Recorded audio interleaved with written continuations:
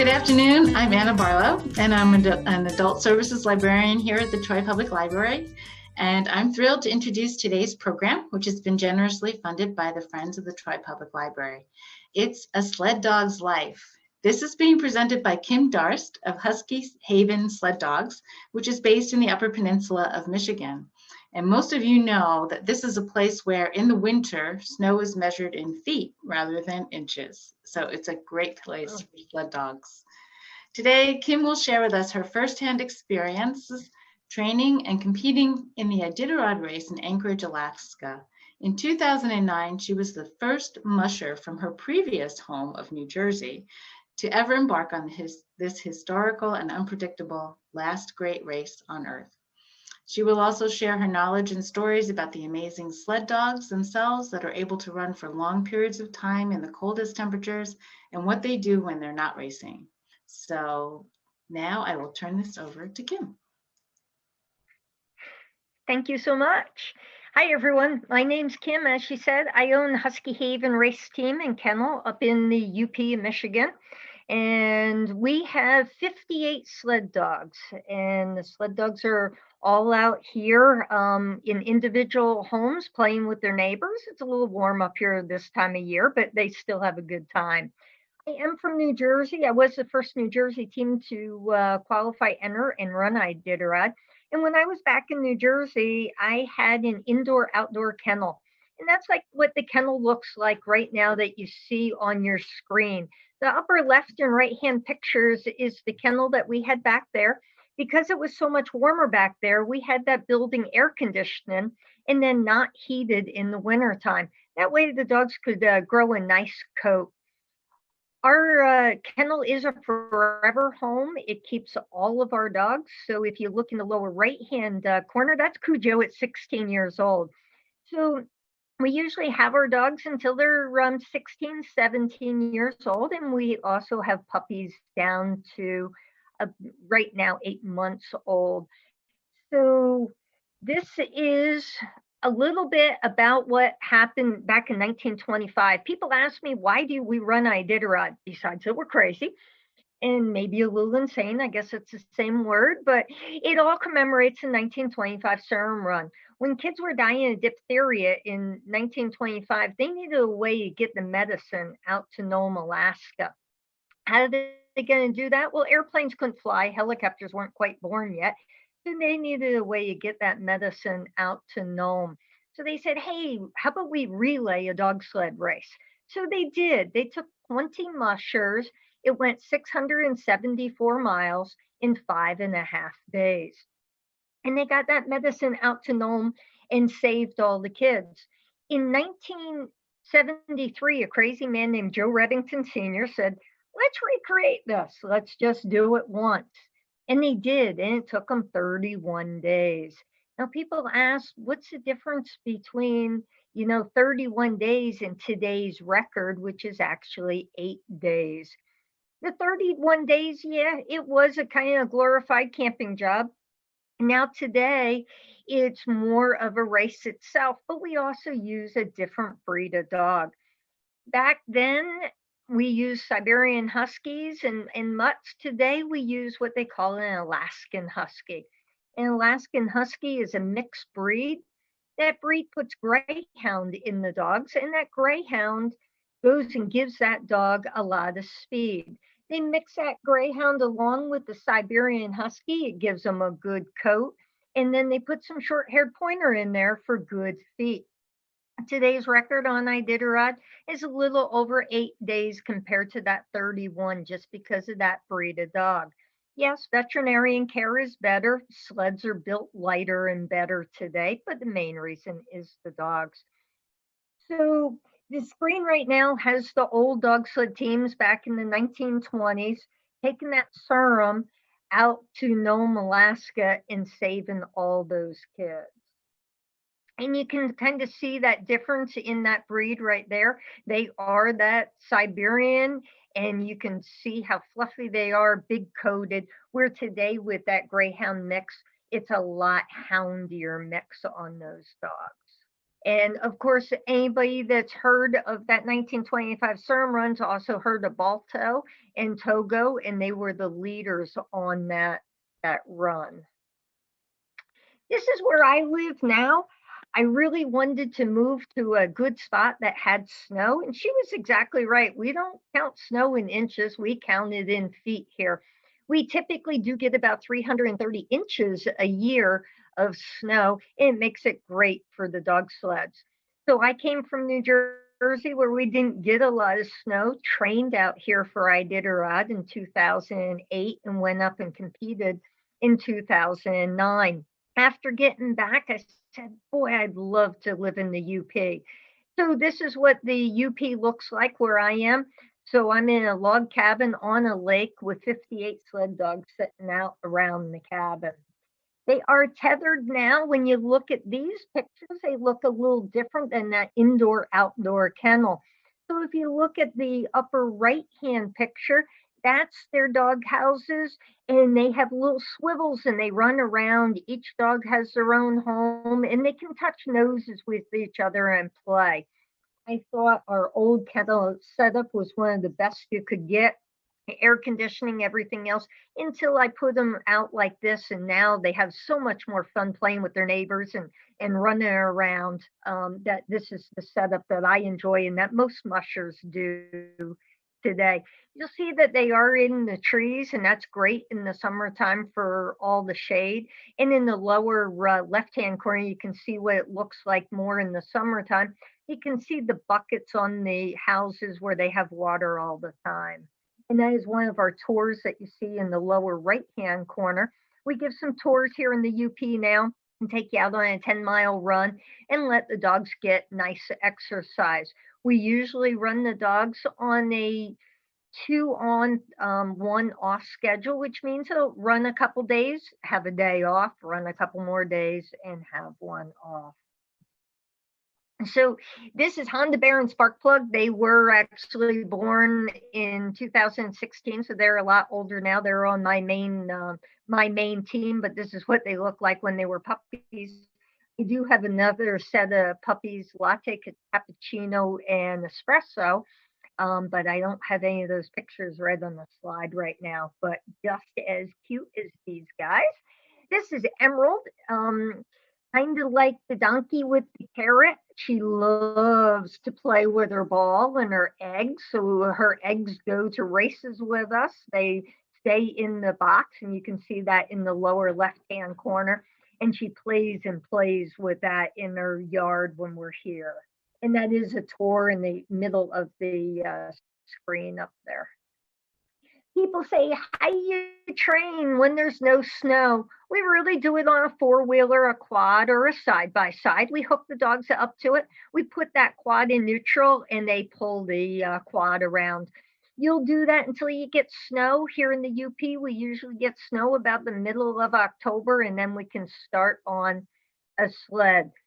Right there, that is an airport that I ran back in Pennsylvania, and we're actually running on the runway on the upper right-hand corner, and you can kind of see us going down the side of the runway there. And you just hook them up to that quad again, let them pull that in neutral. If you got lots of hills, you can put it in gear and help them up the hills. It builds the muscles of the dogs before you put them on the sled. If you followed Iditarod at all, that is Susan Butcher. Susan Butcher had a t-shirt that was made up that said Alaska, where men are men and women win the Iditarod. And just a great lady. She was my mentor. She unfortunately passed away in her early 50s from bone cancer, but she did give me the skills of knowing who to breed and what to do, and just a great lady. And this was Yogi and Boo. Again, a little bit older pictures, but we only had 2 of the pups, and they're still here, and they were on my Yukon Quest team. And I keep them on just because they're cute.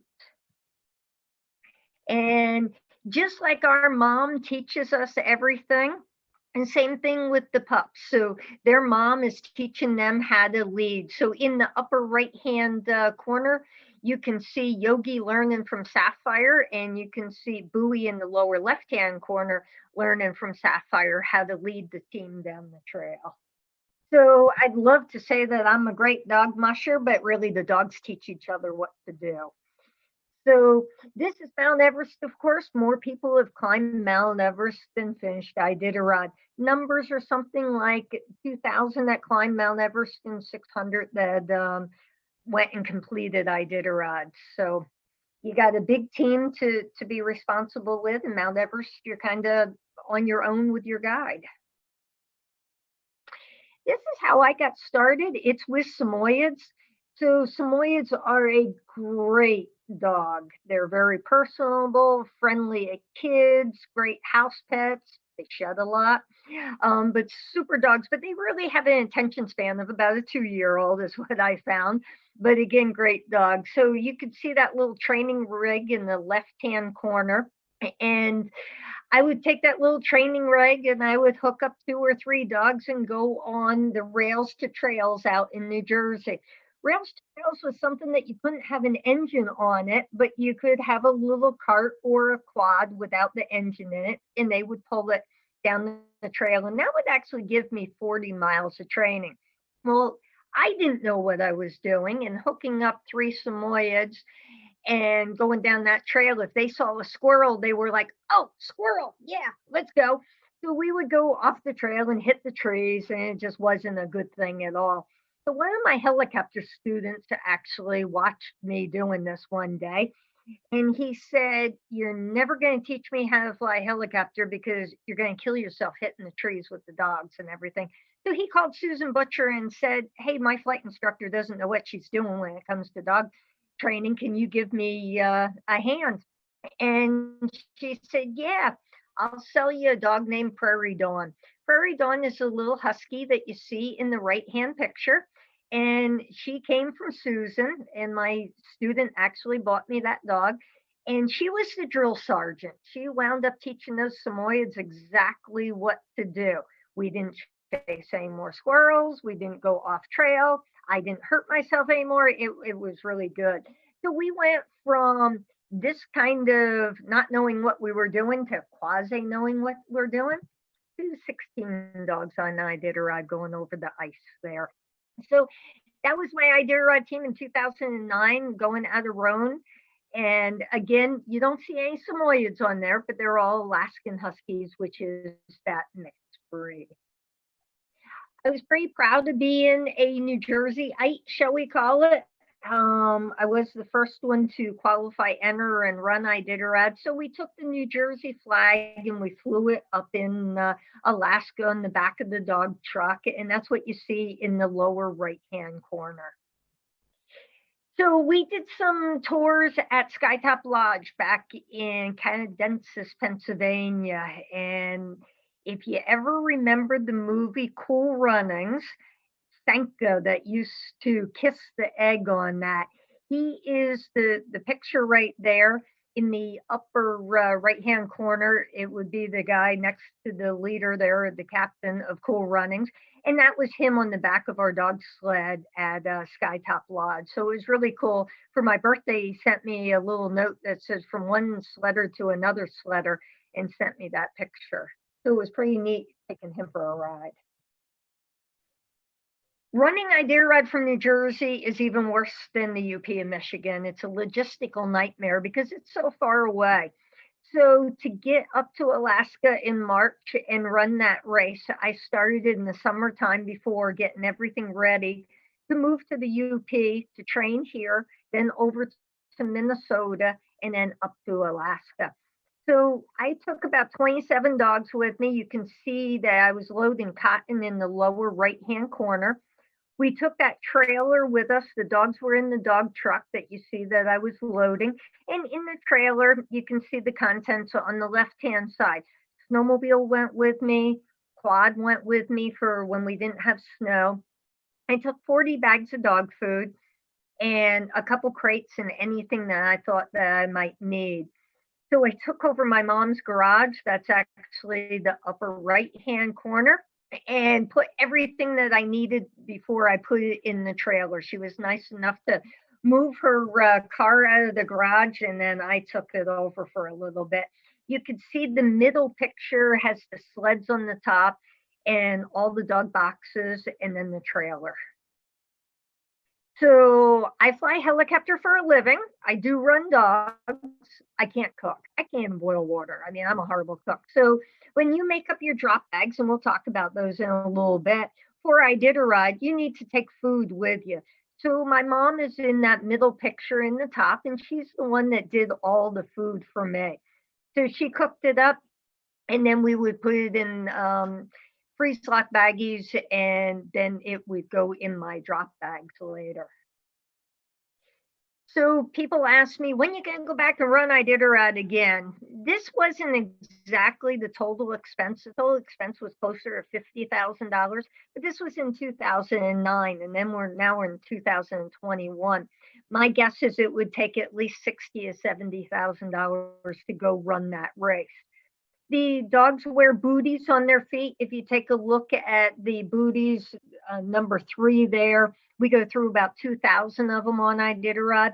They're about $2 a piece. You're talking $4,000 just in that. It's a little cheaper for the Alaskan people, only because they don't have that drive to get up there. And when you're taking your drop bags and getting those up there before the race in January, you don't have to ship them from the lower 48 up there. So their expenses are just a little bit cheaper than ours are down here in the lower 48. The problem is I like Michigan, so I want to live here. And this is Minnesota. I found that Michigan was great with a lot of snow, but it wasn't that cold. We were talking anywhere from 10 to 20 above zero, and I knew Alaska would be 40 below or so on the race. So I moved out to Togo, Minnesota to another dog mushers camp, and I ran there for a while. When I ran there, it was 40 below, and we had about 2 weeks of 40 below out there. It kind of acclimated the dogs for it. I don't think I ever got really acclimated to it, but the dogs certainly did. You're going to feed the dogs meat to keep their weight on. You're not just going to go to the local grocery store and buy kibbles and bits. You're going to have a good, solid kibble food. We happen to feed Red Paw. And then we mix meat and fat into it. The blocks of meat that you see in the lower right-hand corner are about 50-pound blocks. We feed that here today, too. We go through about 60 of them in our season. Now, when you're out on Iditarod Trail, the dogs are going to burn about 12,000 calories a day. 12,000 calories a day, you do want to snack them every hour.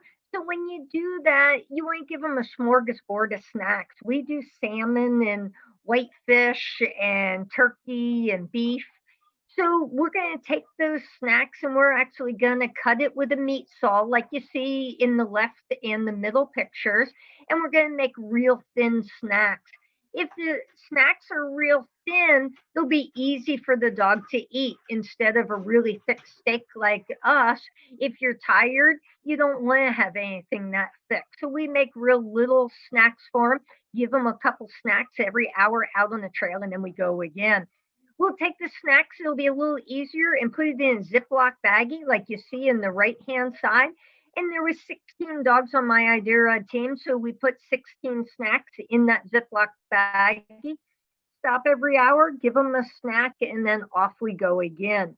They did change the rules on Iditarod 2 years ago that the maximum dogs that you're allowed to start with now is 14 dogs, and we were 16 when I ran. So we trained for the Yukon Quest in Canada. We actually lived in Canada for a little bit in a little town called Tagish, really nice spot. And when we did that, we didn't quite have a meat saw. So we were sitting there trying to take blocks of fat and figure out how we were going to get those blocks of fat into like 1 pound little squares that we could throw them to the dog, and we didn't have a meat saw. So we tried a knife and an axe and a saw, and nothing really worked. I do have all my fingers, by the way, guys. But what we did is we took that and we put it in front of a heat source and let it get a little softer, and then we could make our 1 pound chunks for the dog. These are the drop bags that we talked about. There are 26 different checkpoints on Iditarod. If you take a look at the sleds, and I'm going to show you the sleds and some more pictures, they're pretty small. So how are you going to take enough supplies to go 1,000 miles on Iditarod? You can't. You can't get all that in a sled. So what you're going to do is make these drop bags up. You're allowed 3 drop bags per checkpoint. There's 26 different checkpoints, each bag not weighing over 60 pounds. They don't want the helpers up there and the volunteers having back problems. So they want it 60 pounds, and it's also all flown out to all the individual checkpoints. And so if you're going to fly them out, you need to be cautious of the weight in the small airplanes. So that's why there's also a weight limit. It took me a couple weeks to make up my drop bags. We send those up to Anchorage, Alaska, in usually January, and then they fly them out to all the individual checkpoints on Iditarod Trail. And again, nothing's road accessible, so they'll have to fly them all out. So you can see how we deal all the drop bags, stack them up, and then got them ready to ship out to Tacoma, Washington. And then from Tacoma, they got on a barge, went up to Anchorage, and then they were flown out to all the individual points. This is the Alcan Highway. The Alcan Highway, of course, connects the U.S. to Alaska through Canada. A really fun trip. It did take us about 2 weeks to get up there. And every 3 hours, we would stop the truck and let the dogs out to stretch and give them some water and a snack and put them back in and travel a little bit more. And if you look at Seabiscuit is in the middle picture, you can really see that hound in him. You can see a little shorter coat. He doesn't look like your typical Siberian Husky, just of course, because he's not. He is that Alaskan Husky. If you look at the upper right-hand picture and you look at my height, and you look at the top dog boxes, it's over my head. So think about every 3 hour stop and get a 50 or 60 pound dog out of the top box, bringing him down, and then putting him back up in that top box before we take off again. So these are bison or buffalo, whatever you want to call it. They are all along the Alcan Highway. There are certain places in the Alcan Highway that they recommend that you do not go and drive at night, because you don't see these guys at night until you basically hit them. So my mom was with me on the trip up there, and she wanted to see one of them, and they're all kind of eating the salt right along the road there, as you can see. And my mom's like, oh, let's stop and take a picture. So we did, and you could see that lower left-hand corner, that bison's coming over the dog truck saying, all those dogs are barking. I wonder what that is. So he's headed over the dog truck. I said to Mom, roll up your window. That's enough of that. We're going to keep on going. So we actually did count them, and we passed over 84 bison on that highway. This is one of the beautiful lodges on the way up to the Alcan Highway. There's not a lot of lodges that are open in the wintertime.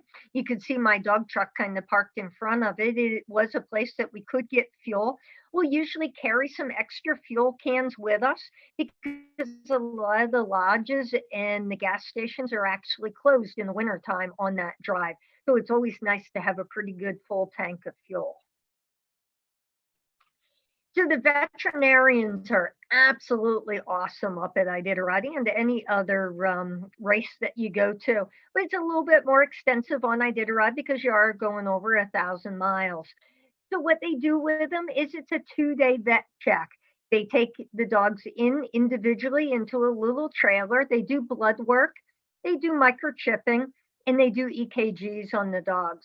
If they pass all that, the next day, they'll actually go and check their wrists and their paws and their shoulders and things like that. So it's Cotton that's getting an EKG that you see in the right-hand corner. In the left-hand corner, that's Trumpet that's getting his blood drawn. They do microchip them for a couple different reasons. Some of it is so you don't cheat. They can scan the dog at the next checkpoint and tell if you got the same dog on the sled that you did when you left, because it was microchipped. If you met a snowmobiler out on the trail and you traded dogs, it's not going to have the right microchip, and they're going to know that that wasn't the dog that you started with.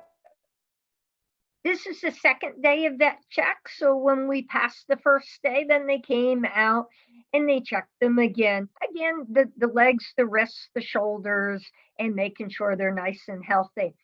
We took 18 dogs up to get screened for Iditarod. We were only allowed to run 16, so I had to leave 2 behind.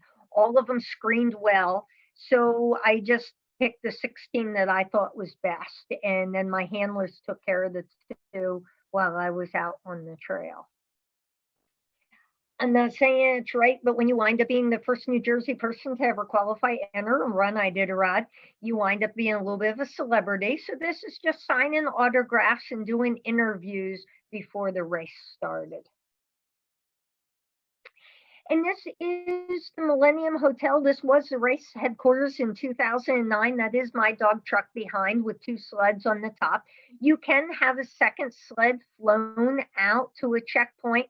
So if you have a sled issue going down the Happy River Steps or a place that's pretty treacherous out there, you can have the sled strategically located at another checkpoint. And then when you get to that checkpoint, you can switch sleds if you want to. I did take 10 handlers up with me that came from New Jersey and Pennsylvania to help me. You can't have any assistance out on the trail, but we did go up there a few weeks ahead of time and ran dogs, got dogs acclimated to Alaska and maybe some of my butterflies out. And we ran some dogs up there and they all helped. Again, New Jersey flag, Seabiscuit. Again, when you look at him, he's that houndy mix, not your typical Siberian. So before Iditarod does suggest certain medications that the dog should be on, vitamin E being one of them. We usually run our guys on that all winter long. Prilosec for gastric ulcers was another one. And so we did that right before the race and then during the race. And that's Cotton just getting her meds before the race. And this is some of my rookies that I took up there to give me a hand. He was a helicopter student of mine in the middle, and he was booting Burner there and learning how to booty. So everybody got a chance to booty and harness the dogs. And then I would take them out on a 10, 20-mile run just to stretch them out before the race. So in New Jersey, even though this is hard to believe, there was no tunnels where we trained. So we never saw a tunnel before. When we got to Alaska and we did one of the trails, we came around a corner and the dog said, that's a tunnel. I'm not going to go through that. So I got off the sled and pulled them back to the right-hand tunnel that you see in that picture. And because they were knocking down those orange little rubbery posts, they did not want anything to do with that tunnel until they saw that there was a tunnel on the left side. So I walked them through the tunnel and I gave them biscuits on the other end. The next day I brought them out. We ran again, and you can take a look at the upper right-hand corner. We're lined up with that tunnel, and we had tunnel success in the lower right-hand corner. That usually would not be a problem or an issue, except when we ran Iditarod, we did have to go through a tunnel on the ceremonial start. So it was very nice to embarrass ourselves when nobody saw us rather than a whole bunch of camera crews out there. The booties, it's a great math lesson for everybody. You have 16 dogs when I ran, each having 4 booties each. You're going through about 64 booties about every 50 miles or so. When we were doing some training runs up there, we were only going 10, 20, 30 miles. So some of those booties were still good. So what we did is we hung them in the shower of the motel and then we used them again. I hated to be the person that actually cleaned that motel room because it probably smelled like dirty socks in the shower area. And that's why we do go through about 2,000 booties on Iditarod. These were my bootying and handling classes. Was my people that actually came up with me from New Jersey, Pennsylvania. Again, a lot of the students of my flight school, and just as support, and also out there mostly for support and helping get to the line. So people say, how you get your starting order? It's done through a mukluk boot. So you can see in the upper right-hand corner, there's a boot there. You stick your hand in and you pull out a little coin that has a number on it. And that coin is going to tell you what your starting order was. Mine was 52. So I was pretty happy about that. There was about 70 mushers that ran Iditarod that year. It was kind of good. I wasn't towards the front. I wasn't going out last. It worked out really well for me. And this is the banquet right before the race. So Iditarod typically always starts in Anchorage, always ends in Nome, over 1,000 miles, and it has a northern route and it has a southern route. The southern route is done on the odd years, and the northern route is done on the even years. They do that because the villages out there are so small that they don't want all the traffic going through every year. So they alternate the routes every other year. Now, normally I always say it starts in Anchorage and always ends in Nome. There was 2 years it actually started in Fairbanks, which is kind of way over towards that Yukon River area up there. And they did it on the river only because they couldn't get over the Alaskan range because there wasn't enough snow. Now, this year, because of COVID-19, it actually did start in Anchorage. It went out to Iditarod, which you'll see on that southern route, turned around and actually came back. Because of COVID, they didn't want to get any of the mushers out in the little villages because they didn't want COVID spreading through any of the villages when they don't have a good healthcare system out there for everybody. So it was done differently. I don't know what they're going to do this year. The Yukon Quest is another 1,000-mile race that always runs in February. They had canceled that last year and they canceled it for this coming year. Not quite sure what Iditarod has planned yet this year. This is 4th Avenue. This is where we start our Iditarod. They truck the snow in because you are on downtown Anchorage streets. They, of course, plow them all the time. But when Iditarod starts, they take the dump trucks. They bring in snow. They put them on the streets so we can go out on a ceremonial start. So all the people can watch us go out, all the fans. And we'll usually take an Iditarider with us. The Iditarider will sit in our sled and go for that ride for that 11 or 12 miles. This was Turner Lewis. Turner Lewis was one of the veterinarians out on Iditarod. He took care of Cotton and other people's dogs and my dogs, of course. And he's now retired, but he had done it for quite a few years. This is a ceremonial start. Again, that ceremonial start's 11 or 12 miles. And you got your fans there, you got your helpers there, and it goes through the streets of downtown Anchorage so everybody can watch it, and you will take your Iditarider with you. My Iditarider was Charlotte. She's in that picture in the center there. She was in her 70s at the time. We put a sleeping bag underneath of her. She was from New Jersey, so she carried a New Jersey flag. And Iditarider bids on your sled. So you can go online if you ever want to be an Iditarider, and you can pick a musher and you can bid on going in that sled. The highest bidder wins. I was actually the highest paid rookie on that at $1,900 to ride in my sled. Now that all goes back to Iditarod, and then they pay the finishers out of some of those funds. When you look at the top picture, you'll see the Canadian flag and the American flag and other flags. And that is the mushers that are actually running that race. So all the flags on all the different countries that are running that race that year are flown up there. Libby Riddles, you've probably heard her name if you followed Iditarod. She won Iditarod as the first woman to ever win. She's in that center picture wishing me luck. Jean is in the right-hand picture. She was one of my handlers and sponsors on Iditarod. She still works at the kennel today. We work it as a team doing tours and trying to get to some races. This is Burner. He was one of my male lead dogs. A very good leader, was trained personally by Susan Butcher. And I typically don't like male leaders as good as female leaders, just because females listen better, just like the human race. Since you guys are muted, I don't hear anything, which is a good thing. You can yell at me later for that. But he was an awesome male leader. This is Burner and Cotton at the ceremonial start. You can tell all the handlers there, they're kind of picking up on the dogs a little bit. So they're kind of on two-wheel drive. If they have all 4 feet on the ground, they'll pull 1,500 pounds apiece, and our handlers and myself will be knocked over.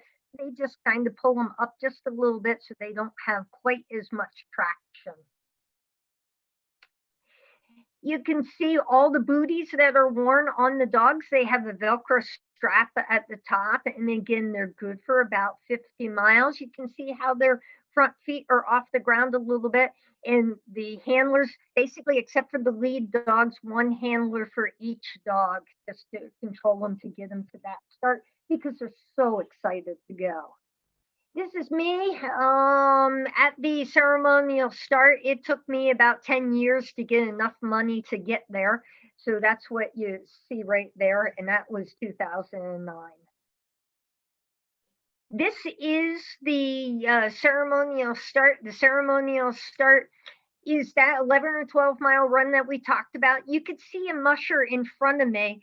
We were usually staggered a couple minutes apart, but there was actually a moose on the trail. And if you've ever heard of Lance Mackey, he was out trying to get the moose out of the trail so we could all get by it. So our ceremonial start took a little bit more time than it normally does, and we had a little bit of a traffic jam out there. So this is the regular start. The regular start it can be in Wasilla or Willow, depending on the year and depending on the snow conditions. And you can see my sled in the middle there. I think I had everything packed in there but the kitchen sink. I wasn't quite sure that the zippers were going to close on that. But we have our mandatory equipment that we have to take with us. A few examples of the mandatory equipment is an axe and spare booties, 2 working headlamps, spare food. So all that, cooker, sleeping bag, all that stuff has to be in that sled for us to go. So again, Burner and Cotton getting ready for the big day. My sled is all packed in the back. That was all my helpers of Team 52 in the middle, and my mom putting on my bib on the left-hand side. And then once I left, Chris was our lead handler. He was laying on the ground saying, okay, my job's done now. So 10 years in the making, $50,000 Porter. There we go, leaving the start on Iditarod in 2009. Mushers run the race and volunteers make it happen. And oh, that's so true. If we didn't have the volunteers out there, we certainly couldn't run the race. There's computer rooms, there's phone rooms. My mom was on the phone room in the upper left-hand corner volunteering.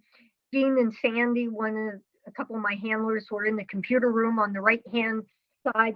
Jean and Sandy had kind of the graveyard shift. They were midnight or so, 5 o'clock in the morning. My mom had a better shift at like 9 o'clock in the morning to 1 or so. But all those volunteers, we were out there 24 hours a day. Volunteers were working 24 hours a day. So this is the dog truck that is Trumpet in the lower right-hand corner. He was bonding with Sandy because he was one of the 2 dogs that I left behind to go out there. I think he got snuck in the motel room quite a bit and got to sleep on the bed with Sandy, so they bonded quite a bit. If you're not computer literate, like everybody knows that I'm not, you can walk into the Millennium Hotel, you can look at this list and you can see where everybody is out on Iditarod. And this is snacking out on the trail. That is Rob's team that's right ahead of me. So we got 2 teams there on the left-hand side, and we're both snacking on the trail. We talked about those snacks, putting them in a Ziploc baggie, 16 in a baggie. go ahead, give them a snack, and back out on the trail you go. So you're not wasting too much time. And that's what we're doing right there. You can see in the right-hand picture, the weather doesn't look too good. Looks like a little bit of snow squalls ahead of us when we were going down the trail. This is one of the most beautiful pictures that I've ever seen. It was taken by Anchorage Daily News. It is the picture of my team that's closest to us. There is another team down there. I just had that picture actually painted on the side of our dog truck, and that is in Rainy Pass. And Jean had gotten that picture blown up for me, and it's actually in the house today in the cabin. This is our way of Roan. A lot of people say, how do you know where you're going on Iditarod, that you're not getting lost? If you take a look at the right-hand side, you'll see some orange ribbon in the trees. They do put orange ribbon in the trees. They also take wooden stakes and put out on the trail. Those wooden stakes are painted orange, and then they have reflective tape on the top. The reflective tape, so you can see them at night, and the orange, of course, you can see them during the day. If it's an area like going through Rainy Pass that is prone to blizzards, they'll actually put bigger stakes and they'll make little teepees and things like that. This is Roan Checkpoint. The first thing that you do when you get to a checkpoint is pretty much lay down straw for the dogs. The dogs know that if we lay down straw for them, it's resting time for them. So they'll curl up in the straw and they'll take a nap. When they're taking the nap, you got a lot of work to do. You're going to take off those 64 booties. You're going to melt snow. There's usually no water out on Iditarod, so you're going to take the cooker that you see at the base of that tray. You're going to fill that silver portion pot with snow. You're going to take heat. It's a liquid antifreeze. It's highly flammable. You're going to pour it in the black portion of that cooker. You're going to start a fire. Now you're going to melt snow. It takes about 20 minutes to get enough water to feed the 16 dogs. We talked about drop bags. We talked about 3 of them per checkpoint, not weighing over 60 pounds. You're going to take that little sled that you see there, that little black one. You're going to go find those drop bags, put them in your sled, bring them back to your dog sled, and then you can go and restock your sled. They'll get you to the next checkpoint. This is Blake Mattray. He ran Iditarod when I did. He was a pilot. I was a pilot. Our dogs were compatible, so we ran the last couple of legs of the race together. We were just enjoying some morning coffee. What's wrong with that picture? There's no snow, and there wasn't any snow for at least 20 miles there. Called the burn, and the problem with no snow is it ruins your runner plastic. So when you look at the sled, yeah, you got an aluminum sled, but on the bottom, that is plastic runners. So those plastic runners go over those rocks and they put scrapes in them, and you don't want to ruin your main runners. So you might have to change the runners after being on no snow for a while. If you look at my sled there, that yellow in a circle is the runners that we can change out on the bottom of the sled. You pull the pin and it slides right on. It's not that hard to do, but when it's super cold, it is. That's Rob's team off the right. We ran together for a little bit, and my team just a little bit ahead, looking for some snow. And we finally found some snow right out of Finger Lake, and there's the snow there. We gave the dogs a break. We gave them a quick snack, rest them for a little bit, and then we're going to be on the trail again. If a dog is tired or injured, it is flown back into Anchorage, and your dog handler takes care of them. The lower right-hand picture is Denver, and Denver was taken care of. He was flown back for a shoulder injury, and then he was taken care of by my handlers. If you did not bring any handlers up to Alaska with you, they go to the women's prison in Wasilla, and the inmates take care of them. And they really love to do it, and they do an awesome job. You can see in the upper left-hand corner, the little airplane. That's the airplanes on skis that'll fly into the different checkpoints and bring the dogs back out to Anchorage for you. Also fly the veterinarians, the checkers, and any volunteers around on the trail. And they are also the ones that took our drop bags out to the individual checkpoints. They are called the Iditarod Air Force. This is Ophir checkpoint. Ophir was 30 below zero at that time. You can see that we were putting jackets on the dogs. You can see the team to the left has some red jackets on. Mine's going to be orange. I had just gotten in there. Finding drop bags, getting the dogs bedded down, melting that snow to get enough water for the dogs, and making them nice and comfortable. I usually ran a 6-hour run rest schedule, which meant that I would run 6 hours and rest the dog 6 hours. If they have equal run rest schedule, they'll go a long time. There is a 24-hour mandatory rest and 2 8-hour mandatory rests that you can pick anywhere out on the trail to do.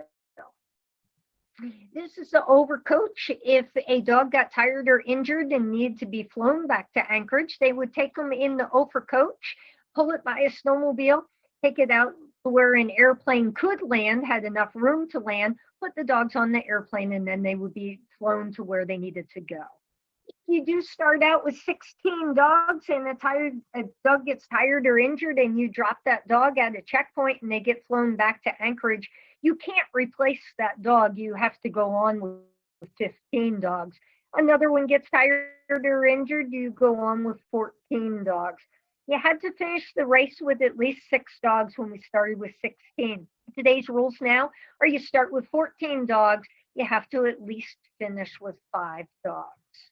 Some of that is strategy also. Sometimes you might not have tired or injured dogs, but you might want a little bit more sleep. And if you want to do that, maybe when you're 200 miles from the finish line, you want to drop a few dogs and you can get a little bit more sleep because you're not feeding that dog, you're not taking the booties off of that dog, you're not taking care of that dog.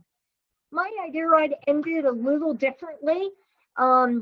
This is where Cotton's Tale comes in. Cotton's Tale is actually a book that is required reading for a lot of the New Jersey schools. It was written about my Iditarod. If you follow Iditarod, 2009 was one of the worst years going for Iditarod. There's been quite a few bad ones since then also, but we got snow after snow after snow and temperatures between 40 and 60 below zero. When we were out there, there was a blizzard that came in. Blake Mattray was behind me. I was right ahead of him. We were running together. We left the Iditarod checkpoint going to the little village of Shaglook. It was a 65-mile run. That 65-mile run should have taken us about 7 hours to get there.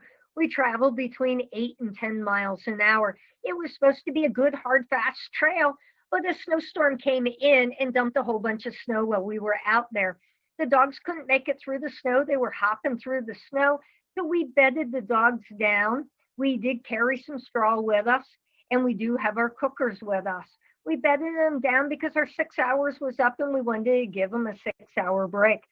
When we did that and bedded them down, the dogs had a whole bunch of snow that came on top of them, kind of bury them, but that's okay because that was an insulator and they did have jackets on, and then we made little snow caves for them. So we dug down into the snow, made this cave, had the dogs be in the cave with the jacket on, with a blanket over top, and then the snow that came over top of them gave them a nice insulator. Well, Cotton was my main leader, and Cotton came out of her snow cave and she laid on top of her sister.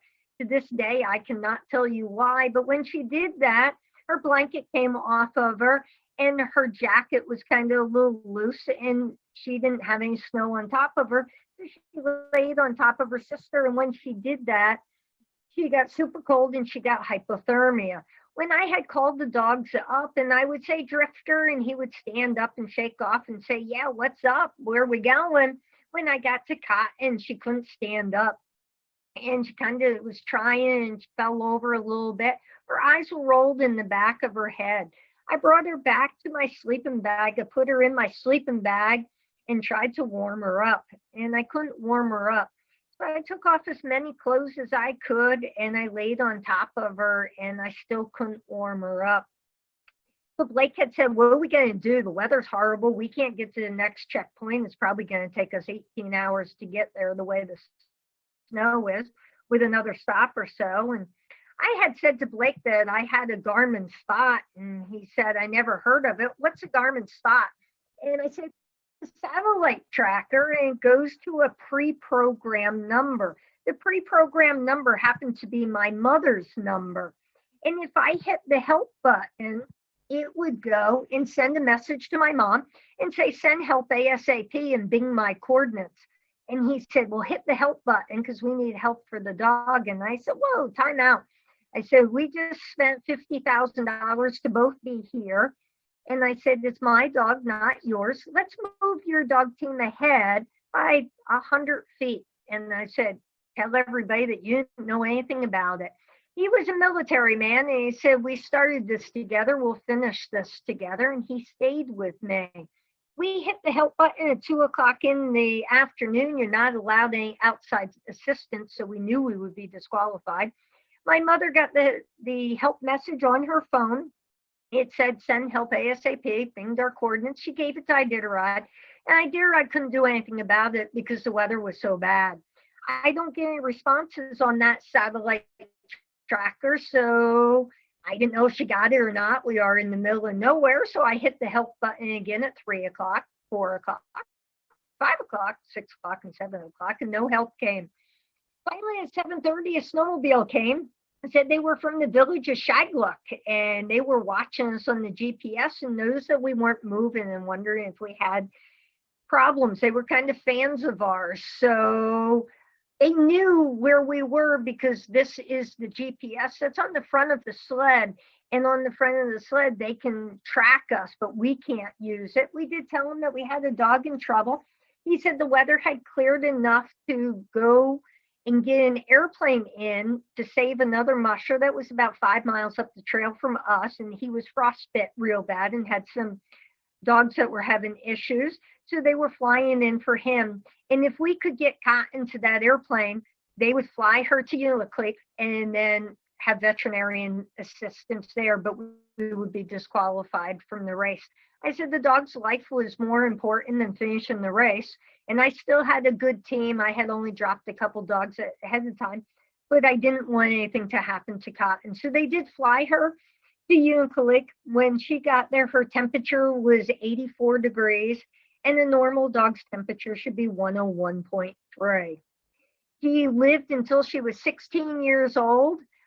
They put her in a furnace room, put a warm IV going through her, warmed her all up, and she came home with me. And where I live now in the UP of Michigan, we call this place Cotton's Cabin, so it is named after her. They came back and flew us out the next day. They gave us a bag of M&Ms, and we set up a tent, and we stayed with the rest of our dogs. And then Iditarod flew in the next day with a couple different airplanes, loaded the dogs. Dogs didn't seem to be wanting to be loaded. They wanted to continue down the trail. We flew them to Unalakleet and then loaded them on a bigger airplane and flew them back to Anchorage. They attached them right there in Unalakleet that you see there. They put them in crates. A forklift would come over, go underneath the pallet, load them up in the airplane, and then fly them back to Anchorage. There was quite a few dogs. You'll notice that 84 dogs were loaded of different teams that got stuck in that blizzard, got scratched, or were just tired. So there's a book written about me called Cotton's Tale, and the moral of the story is it's not about winning or losing, guys. It's how you play the game. If you got kids out there and they're playing basketball or baseball, soccer, any sport, you know, support them about what they do. It's not all about winning. You do have to follow your heart and follow your dreams. This was de-thawing after the race. This is Liard Hot Springs. Liard Hot Springs was over 100 degrees. I think it was 106. I think you're only supposed to spend 20 minutes in there. I think I spent an hour. It felt so good de-thawing after that race. This is Joey. If you remember the dogs that were chasing the squirrels in one of the first slides that I showed you and falling off that three-wheeled cart and everything else, he stayed at home. He had the couch. just like I have a house dog now that sleeps on my pillow here at the couch. But he was happy to be home. This was what my handler made up, Team 52. Team spells together, everyone achieves more. So we all went out there as a team, and they all supported my decision of saving the dog's life. I felt kind of guilty to the sponsors that I didn't finish the race, but I was certainly happy that Cotton came home with me. This is Husky Haven Sled Dog Tours. We're trying to do some races, but we also do quite a few tours up here. We teach you how to drive the sled. So you can see two of us on the sled. We hook up anywhere from 6 to 10 dogs. I go out with you and I teach you the commands of G and haul, right and left, where the brake is, how to lean, and let you get a good sled dog experience by learning what it's like to drive the sled. And this is Cotton's Tale. Cotton's Tale is the book that was written about me. If you ever want a copy, it's best to get it through me because I sign it, and also Cotton signs it. We had her all stamped, and so we do that. So you can call me if you ever want one of them. Jean's going to take over my computer. I think 1 second, we're going to show you a video real quick of what we do. If it works. This is some of the dogs when we're running out here on some training runs. This is on Adams Trail, and this is after a 25-mile run that you're looking at right now, and they're still loping and happy to go. And that's them taking a haul command headed home. And we're gonna open it to questions, and I'll try to give you some answers if you have any. Okay, thank you, Kim. That was absolutely amazing. There's so many. I have so many questions. So as well. So how old are the dogs when they actually run the Iditarod? You know, that really depends on the musher, and I love that question. It's a great one. I personally will not run a dog on Iditarod until they're over 2 years old. I don't think their brain is ready. I don't think their muscles are ready. Their bones aren't quite done maturing yet, growing all the way. But there are people that'll make it kind of a camping trip, and they'll take 1.5, 2-year-olds out and do a nice slow race, come in last and train those dogs. They're in their prime at 5 years old, and they can still run Iditarod at 10. My team was made up of older dogs. They were mostly 8 years old. So they had good experience. I had a 10-year-old on there, and I actually had a 2.5-year-old on there. So, but 5, 6-year-old is your prime. That's when your team's in its prime. Oh, okay, thanks. How long do the dogs actually live? Like, what's a good lifespan for them? You know, with good food and exercise, my guys usually live until they're 16. Mm-hmm. So we've had one that almost made 17. We've lost a few younger ones to cancer, but I mean, younger ones meaning 8 or 9, but typically 15, 16 years old, which is great for a bigger dog. Yeah. I have a question. Are the dogs wolves?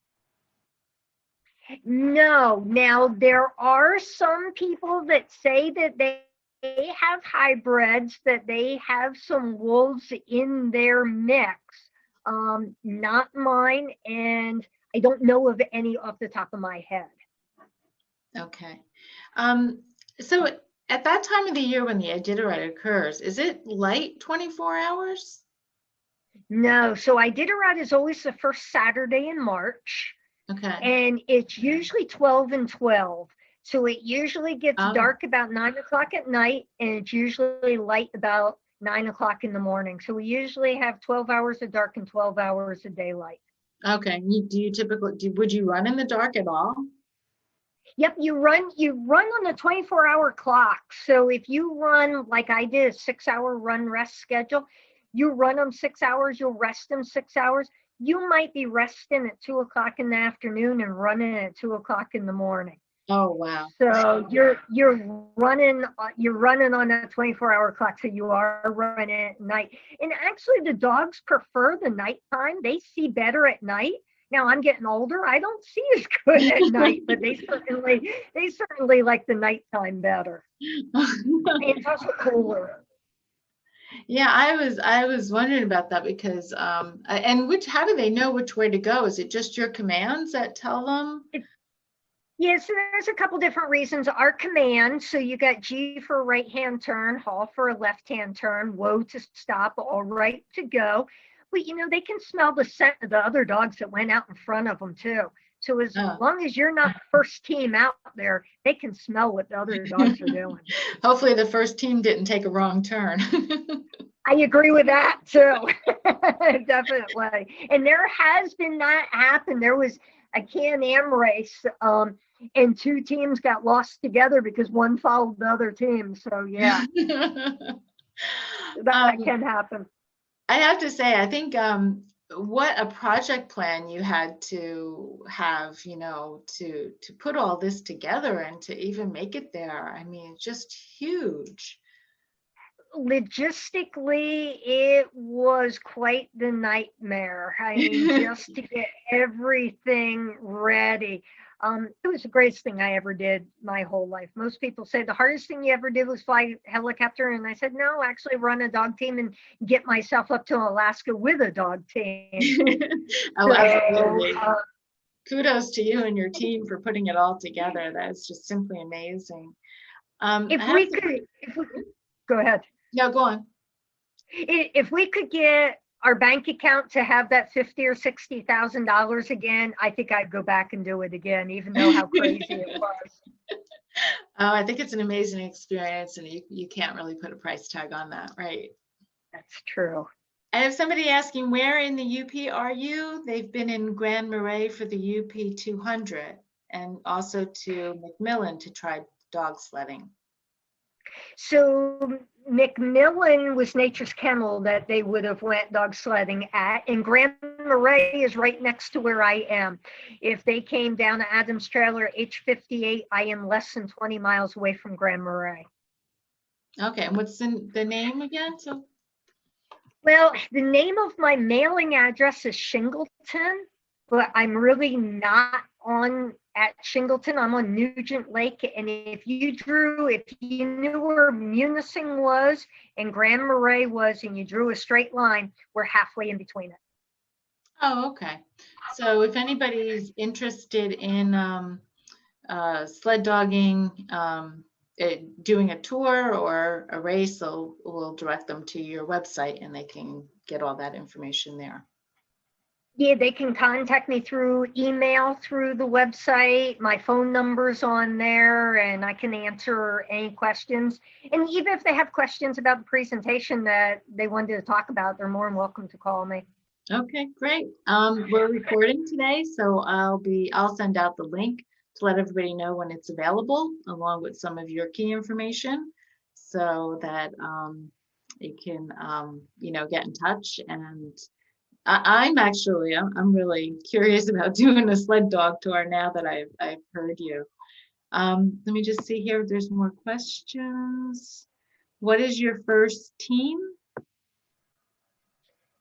So my first team, I won my first race. That was probably a bad thing because it didn't cost me a lot of money because I wanted to get more and get better.